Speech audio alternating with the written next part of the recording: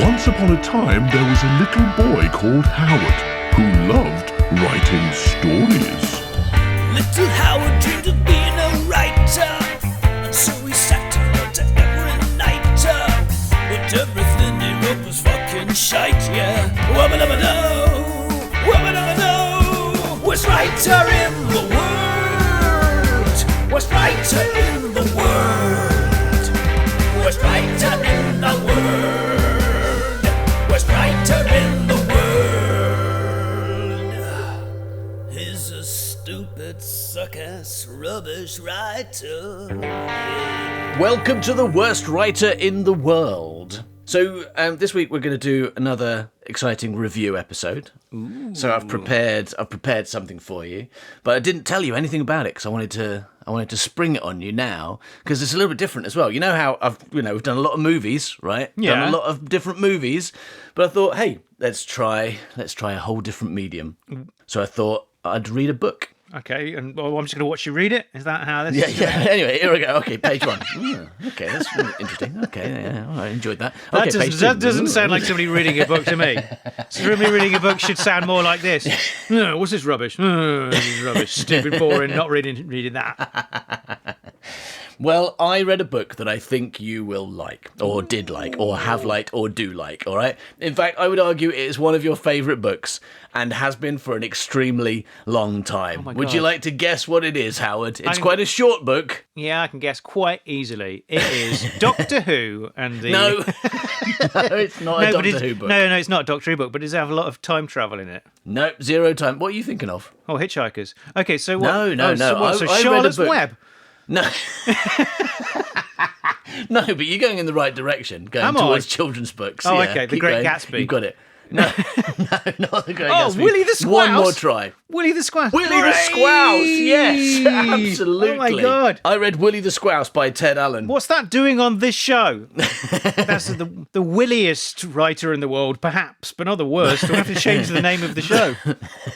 Yeah, the worst Squouser in the world. The williest Squouser in the world. Yeah. Okay, so for this week only, this show is called The Williest Squouser in the World.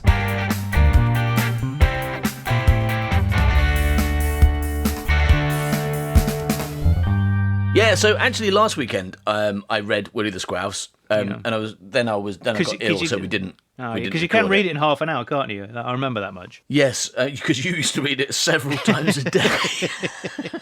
Because you liked it so much, right? Yeah. I didn't feel the need to tell you or to let you prepare because I feel you know this story pretty well, right? Yeah, I've not read it for a long time, but I remember the general plot. Yeah, well, don't worry, because I'm going to remind you of the story in great detail, as I always do, and I'm even going to read you some extracts from the book. Beautiful. So this is Willie the Squowse by Ted Allen, and this episode will, of course, as always, contain not just some spoilers, but every single spoiler for Willie the Squowse, because I'm just going to tell you the whole story and every detail that happens in it, all right?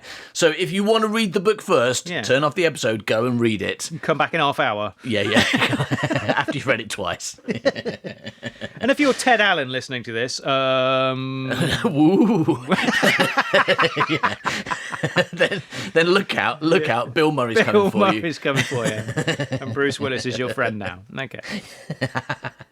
And Haley Joel Osment can see you all the time. Yeah.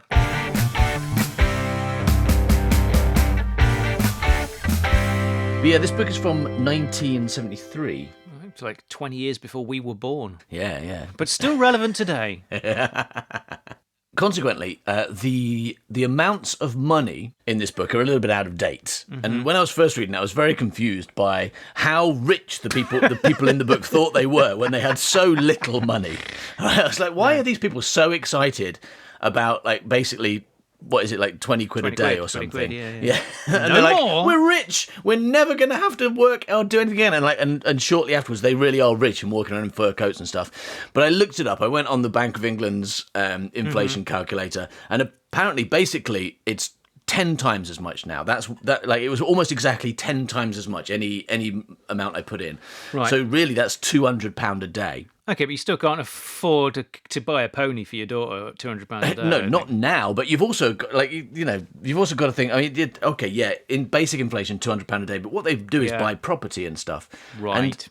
property was pretty fucking cheap in the 70s, wasn't it? Yeah. You know, within a matter of months, you probably could afford a fucking house on £200 a day, couldn't you? Well, I read recently that, obviously house prices have increased quite considerably, and Yes. not in line with like money or inflation or whatever. But I heard that the price of houses has risen in line with the price of gold. Really? Yeah. Okay. Which kind of makes a kind of sense because, a pound used to say, I promised to pay the bearer of this banknote like £1 of gold, right? And now it's just £1 off house. Yeah.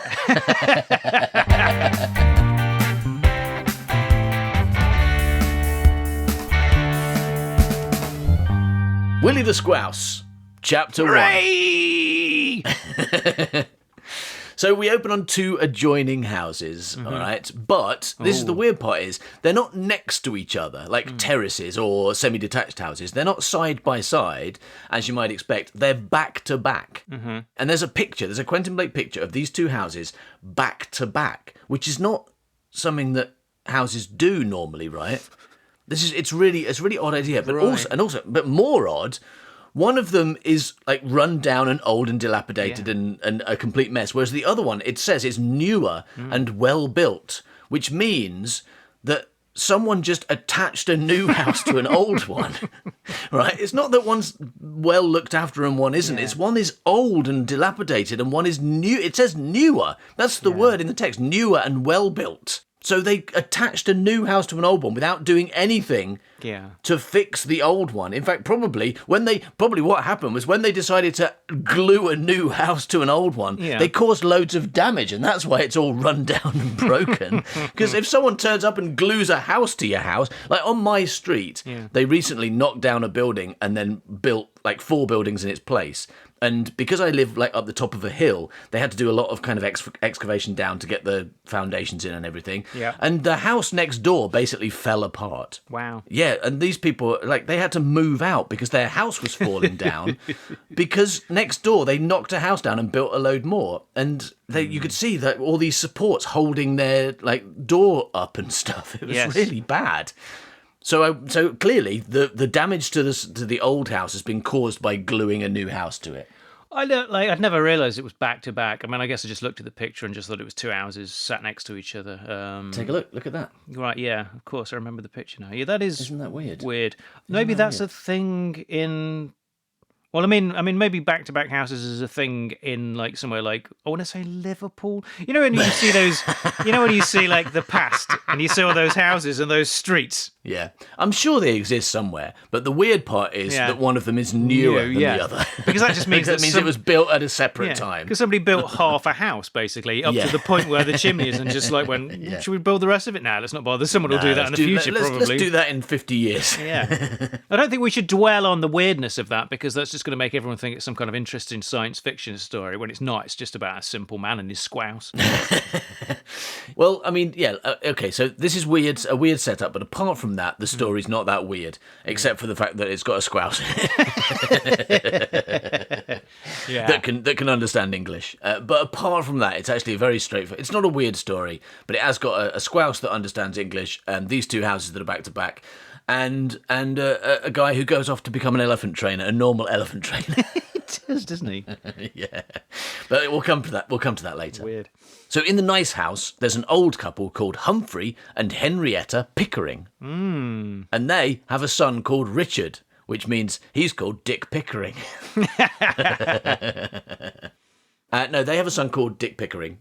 And Dick Pickering sends them money every week. I mean, we've got a history of pickling dicks on this show, of course, as well, because of Rapunzel. That's where you got that idea from. Yeah, Dick Pickling. So, Dick Pickering, Dick Pickling, Dick... Okay, Dick Rapunzel. Okay, Rapunzel, done. Nailed. Yeah. Yeah, so Dick Pickering sends his parents money every week because they're old and retired. Yeah, because that's not how anything works, is it? They have a pension. You would think Why is so, he back in the sending the money? 70s. They live in a really fancy house as well, apparently. They do. That's warm They do. warm in the winter and cool in the summer. So yes, famously. they're not in want of any cash from their son Dick Pickling.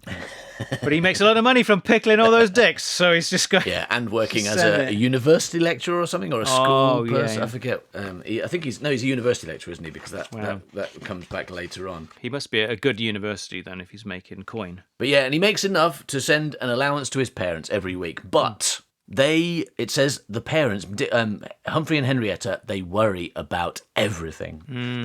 They're old worrying people, right? Yeah. But mostly what they worry about is money. Like, will it last? Will they be okay? Will Dick be able to continue sending them money? Are they going to die? Will they be able to afford that gold that they're planning to buy next week? They panic about money. Will that squouse next door come in? Steal it all. Steal Steal it all and give it to poor people. Will their wealth get redistributed by a squouse? Yeah.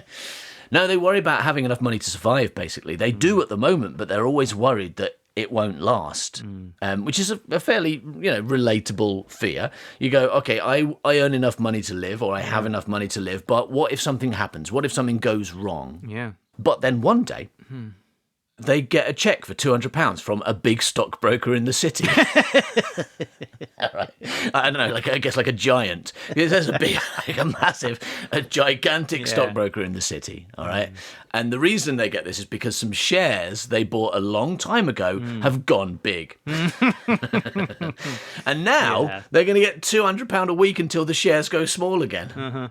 And so they get this cheque for £200 and they cash the cheque into £10 notes, because that is essentially, apparently, £100 notes now. That is 10 times the price. So what if that's the case though? What's the point of a £100 note now? If you've got a £100 note, no one can change it. So in the 70s, if you went around with a £10 note, does that mean you'd go into shops and they'd be like, "Whoa, get out of here! I can't change a £10 note." If you went to the bank, did you don't give me anything bigger than probably, a 5 pence, because no one can change a 10 pence piece. Yeah, so what you're saying is if some incredibly poor people suddenly turned up rocking with two £10 notes, the police would get interested and put them in prison probably. Maybe, yeah. Spoilers They started buying property with their £10 with their large collection of £10 notes. Yeah. You might be like, where'd you get these £10 notes from, scumbag? Yeah, we're looking at your tax return right now and there's no mention of these earnings.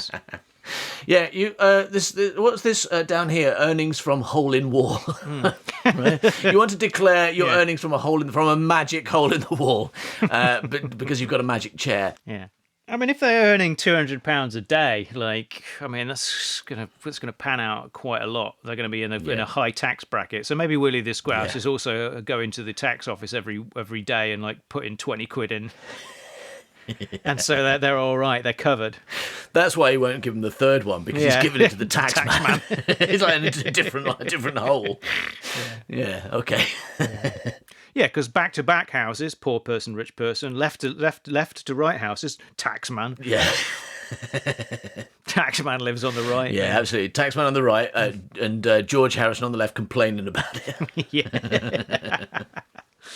Okay, so they cash the cheque into £10 notes, which is like £100 notes now. Yeah. And Henrietta makes a hole in the kitchen wall with a bread knife.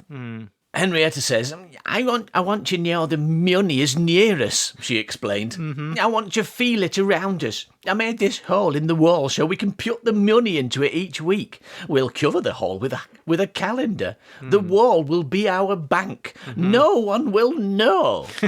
And her husband says, that is a wonderful idea, said Humphrey. Is it? Is it? Because it sounds like a terrible idea, right? Yeah. Even if you haven't got a thieving squouse living in your walls, spoilers, they have. Yeah.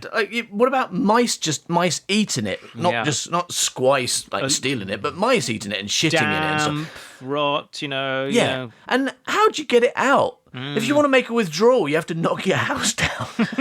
You're like, can you go to the shop and get some milk? Have you got any cash? Yeah, oh, hang on. Bash, bash. Right. Yeah, I've got some cash, but I haven't got a kitchen anymore. Fetch the Hoover, love. I need to pay the milkman. Yeah, no, it's a terrible idea, especially since they're so scared of everything. I mean, maybe they're so scared of banks stealing all their money that they'd rather stick it in a wall and risk a leak. Yeah. I mean, it could have easily been covered by them putting it in like a big piggy bank that happens to be next to a wall, and like a squouse breaks in and they don't realise. Bit like when we were younger and we used to play that game with your sister. So when we were younger, we used to play a game. I have a younger sister. And we would, we used to just love the idea of stealing. Right? Just like, God, stealing is amazing. How can we steal stuff without getting in trouble? Well, let's just create a whole system where we fake steal stuff. So we built a cardboard bank, right, which was essentially a box that was like down the stairs or something, and so you'd stand on the upstairs, what do you call it, corridor, platform, over the banister, and then we'd attach a load of landing. I knew there was a word for it. I haven't got an upstairs because I live in a flat, so I have no idea what these alien words are anymore. And then we made a tube out of lots of toilet rolls, right, that would go into the box, and then like we had all this old pre-decimalisation money, right, and then you give my sister a bunch of old pennies, and she'd deposit them into the bank, which we'd made and was our bank. But the amazing cunning plan that we'd had was that we diverted the tube so it looked like it went into the box, but it didn't. In fact, that's why it was on the banister, right? Because it looked like it went into a box that was just there, but actually the second tube went over the banister and just dropped it onto the stairs where we'd pick it up later. And we go, there you go, put your money in the bank, like money that we'd just given her, and then run and steal it. Okay, do you want to get your money out? Oh, it's not there. What a surprise. Someone must have stolen it. I wonder who did that. Probably some bank robbers got in. But that was the kind of thing we got up to, right? What can we build, and why on earth are we building it? We need an excuse to build something, and can it be crime? Crime. Can it be crime? Yes, it can. All right, so every week they stuff £200 in £10 notes into the wall hole, and they stop worrying and start enjoying life. Even though they don't spend any of the money because they don't want anything. They're just happy because they don't feel they have to worry anymore. So, like, at this point, the book seems to be telling us that the key to happiness is to have enough money to be prepared for the unexpected. So, if something goes wrong, you won't be screwed. But at the same time, not to really want for anything. To be happy with what you have, but also to have more money than you need. The book's telling me that's how you're happy. And to be honest, in the horrible capitalist hellscape in which we live, fair enough. That kind of sounds reasonable. So far, so good with this book, I think. That is true. But what it's telling us is the reason that they're not wanting for anything is because they've died from starvation because they put all their money in a hole in the wall and couldn't afford beans. And now they're ghosts just doing the same thing over and over again because they can't ghosts. learn. But the weird thing, and also that we're supposed to like, is that they keep getting the allowance from their son and keep using that instead of the money that they're making off their shares. Because they're like, our obviously super rich university lecturer of a son, he can afford to support his parents, and while we just put out all our fortune in the wall, so a squouse can steal it. How much is Dick Pickling sending them? It doesn't say. Because it's very specific about the squouse money, but it doesn't say how much the son is. Can we find out what a university lecturer earned in 1973 as an annual wage? Let's try.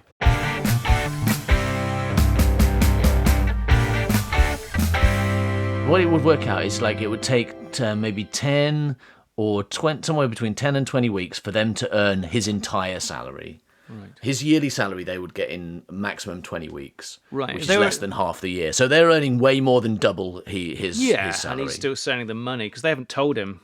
Because they're sticking it in the wall. And not give it to your son or something, or use it for charity, or just set up some kind of foundation. Do something. Sticking it in the wall is the worst thing you can do. It's also not even putting it back into the economy. This is what rich people do. This is a new reading of this book. Okay, so rich people hoard their money and don't spend it, which is bad for the economy. And it's because you need money to keep, this is famously, you give money to rich people, they put it in their bank account. You give money to poor people, they use it, they spend it on things they need, and it goes back into the economy and keeps circulating.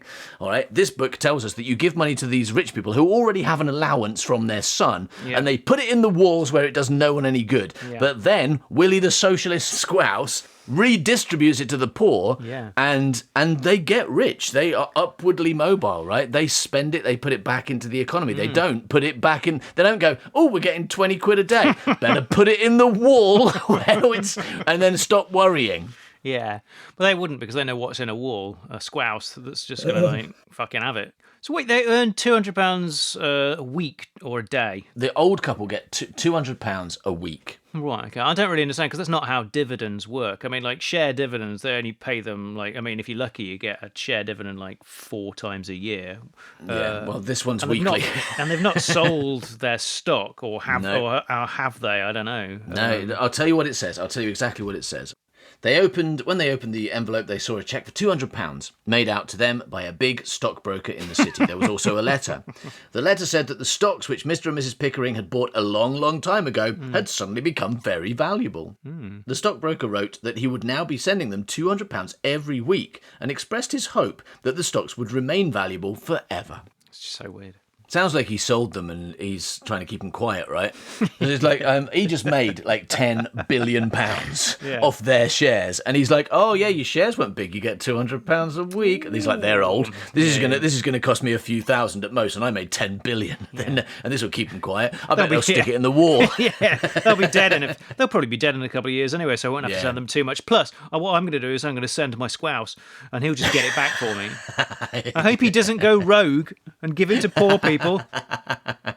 I'll disguise myself as a circus performer and get my Squowse to deal with this. Yeah. Oh wow, conspiracy theory. So it's Joe, right? Is it Joe? Yeah. Is actually the stockbroker. Let's keep our eyes open for that reading. And so the book says, and each week the cheque continued to come. Humphrey cashed it. Henrietta stuffed the notes into the wall. The money... Stop doing that! The money grew and grew. The months passed like that happily. Grew mould and grew mould. The money decomposed and decomposed. The months passed like that happily. And each evening, before going to bed, they would pray, God bless all stockbrokers. Because they didn't know that their stockbroker had stolen all their money. Yeah, and even if he hasn't, and even if he's really nice, you can't say, therefore, because this stockbroker is nice, all stockbrokers are really nice. It does seem like a massive leap, right?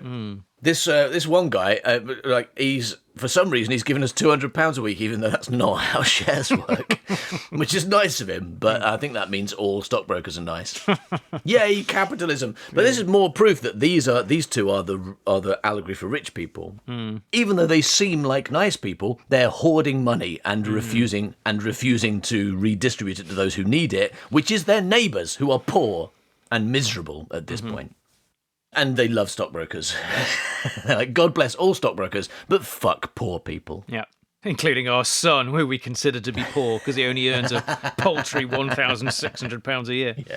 Yeah, we make that in 2 months. And he's poor and they take money from him. So, more signs. Yes, absolutely. And they make their money by doing absolutely nothing. Yeah. And then they hoard it. Yeah, Yeah. Absolutely. Terrible, terrible people.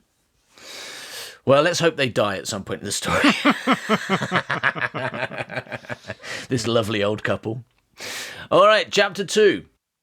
In the kitchen of the slum house, 2 men were talking. Oh.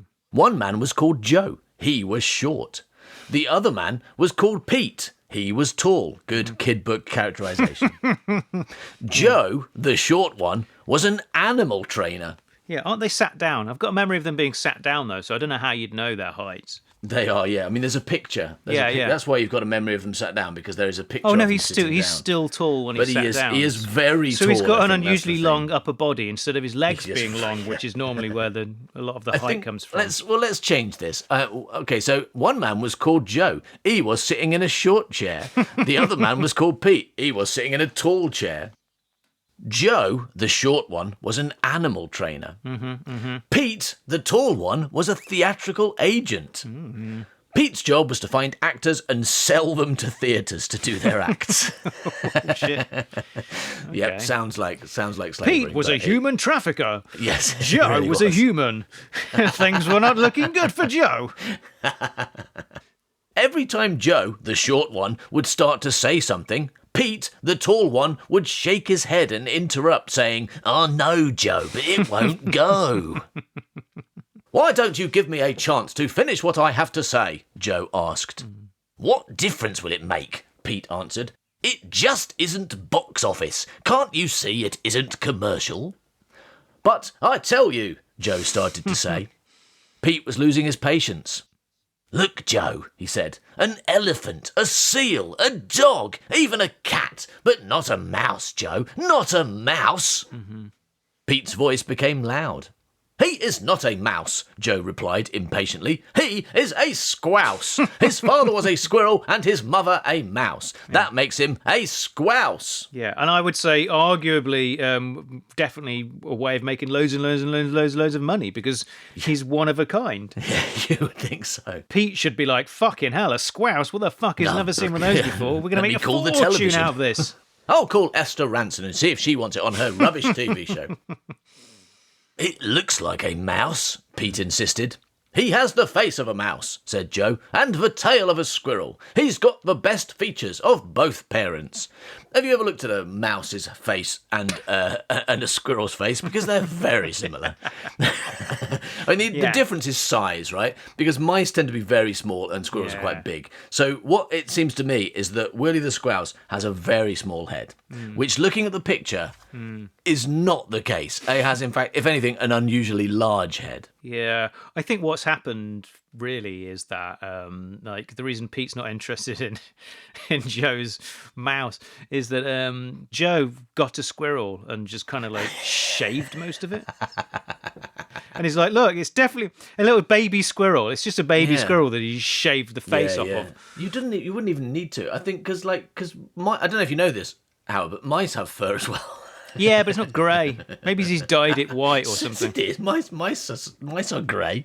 It depends on the mouse. Yeah, but if you wanted to like convincingly pretend that this wasn't just a baby squirrel, you want to make something about it look a bit different. Yeah, the thing is, right, as we're going to learn in a minute, like the most amazing thing about Willie the Squowse isn't the fact that his mother was a mouse and his father was a squirrel, right? The most amazing thing about it is that he can do tricks and like swing on fucking like a trapeze. That's, I mean, and like the Squowse thing is a good bit of branding, I think. You know, because you go, look at this squirrel that can do tricks. Oh, and also he's half mouse, so he's actually a squouse. You're like, oh, that's interesting. But what I'm most interested in is the tricks and the fact that he can speak English. Like, that's some circus level like stuff, right? And the name is memorable. That's what makes that's his brand. Yeah. So you should be going, "Oh, my Squowse can do magic tricks. And he can speak English. Let's not worry about what Squowse means too much." Yeah, that was the problem, because what he did is he just found a mouse that could do tricks, glued some fur to its tail, and like now he can't get in the door because everyone just thinks he's mad. Anyway, so the conversation continues. Willie performs tricks, and Pete keeps saying that a Squowse just isn't box office. But Willie, who speaks English, who understands English, I should say, hears all this and feels terrible. Oh. Willie feels really guilty because he's letting Joe down. Joe's his mate, right? So Joe goes to sleep feeling depressed because he can't sell his Squowse. And Willie goes exploring in the walls. He's like, "Oh, look, a hole in the wall. I'll go and have a look." But unfortunately, a bit of falling plaster hits him on the head and knocks him out while he's in the walls. And that's the end of chapter 2. Wiley's in the walls as well. Like Wiley Coyote's there. Wiley Coyote's also... Well, he's the one that dropped the bit of plaster on his head, you know. That makes sense. To steal his seed. Just what? To steal Willie's seed. He wants to steal his seed, doesn't he? That's what Wiley Coyote's always trying... Is that what he's trying to do? Oh, no, he just wants to eat he's trying to eat the Roadrunner. All these years watching the Roadrunner going, why does that coyote want to eat seed so much? I thought they were carnivores. Yeah, no, he's trying to eat the Roadrunner. Yeah. Steal his seed. Yeah, it's been a while since I've seen it. I forgot. Yeah. I just remember a lot of seed. If anything, I think the coyote probably uses the seed to... he has it first, right? He's the one who put the seed there. Then he's like, oh, hang on a minute, why did I put that seed there? I wanted that. Oh, fuck, the Roadrunner's stealing my seed. Gotta steal it back. Yeah. Wait a minute, that Roadrunner's made of meat. I'm going to eat the Roadrunner instead. I hope no terrible accidents get in the way. Hope that Roadrunner can't run through painted tunnels. Thank you for listening to this episode of The Worst Writer in the World. If you'd like to listen to the second and final part of Willie the Squowse right now, then go to patreon.com/manbycow. Bye milk. Worst writer in the world. Worst writer in the world. Worst writer